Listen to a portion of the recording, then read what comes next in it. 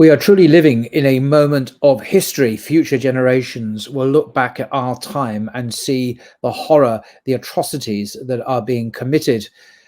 Someone just a few hours ago sent me this tweet, and you can see it for yourself. They are not human beings and not human animals. They are subhuman, and that is how they should be treated. These are the words of Israel's deputy mayor of Jerusalem, Ariel King, about the Palestinian combatants here who have been rounded up and put in this, you see in the photograph, quite shocking pictures. And the great thing about Google Translate, by the way, is doesn't matter if he writes in Hebrew, and I don't speak a word of Hebrew, but we can instantly access what he is saying. And you can obviously go to his Twitter feed and see for yourself his other comments. And someone else has translated it. Israel's deputy mayor of Jerusalem calls for burying detained Palestinian civilians alive with D9 military bulldozers, calling Palestinians Nazis, subhuman, and ants. This is from the mayor of the holy city of Jerusalem. And these words, it's difficult to find the right words to comment on what he is saying.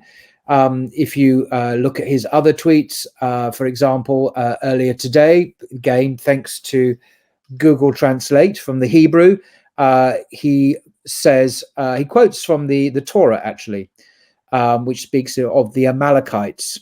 And this is above a picture, as you can see now, of the Palestinian prisoners in Israeli detention. Hundreds of Amalekites, he says, Muslims/Nazis. What do you think their judgment should be? He asks sarcastically, because we know what he means. Other people and many people have pointed out the Amalekites in the Bible are earmarked for extermination, literal genocide. I've read this before, but here's my Bible, just a random passage almost, because there are a number that speak about the Amalekites. In 1 Samuel 15, verses 3, the commandment is given, now go and attack the Amalekites, utterly destroy all that they have, do not spare them, but kill both man and woman, children and infant, ox, sheep, camel, and donkey. Goodness knows what the donkeys and camels are doing in this, but specifically children, babies, women, men are targeted for extermination.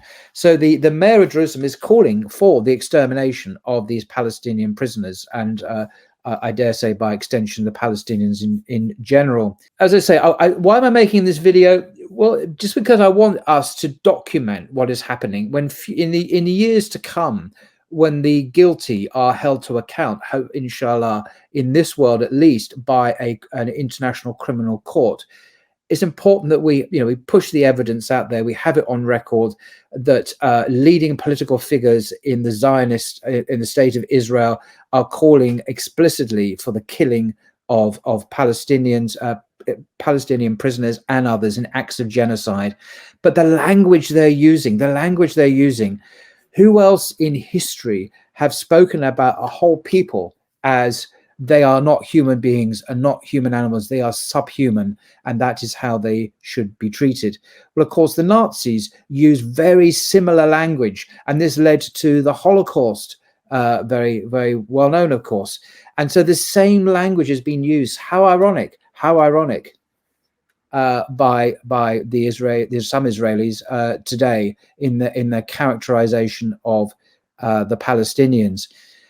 And it's worth mentioning, I think, by way of contrast, Islamically, what are the Sharia rules of war? Okay, so if an Islamic army captures prisoners in war in the past, what does the Sharia state? This is well known. This is not secret. The Sharia is very clear, based on authentic hadith of the Prophet Muhammad, upon him be peace, and teachings of the Quran, that you must not harm prisoners of war. You must give them, must feed them. You must not kill them. You must treat them. You must treat them decently, and you mustn't kill non-combatants. You mustn't touch the elderly, women, children, and other people who are not fighting you. They are not to be touched. You can't even touch trees and crops with that necessity, without a need to have them yourself. So the Islamic rules of war are very clear and very humane, actually. And compare that to the modern liberal democracy, the beacon of democracy in the Middle East, which shares our values, as we're constantly told by our politicians, how they're like us. They share our values. But what is the Israel's mayor of Jerusalem saying? That they are subhuman, and we should treat them as such and exterminate them. This is a great call to a war crime. Elon Musk has done some good since he bought Twitter, or X. These comments have been reported to X.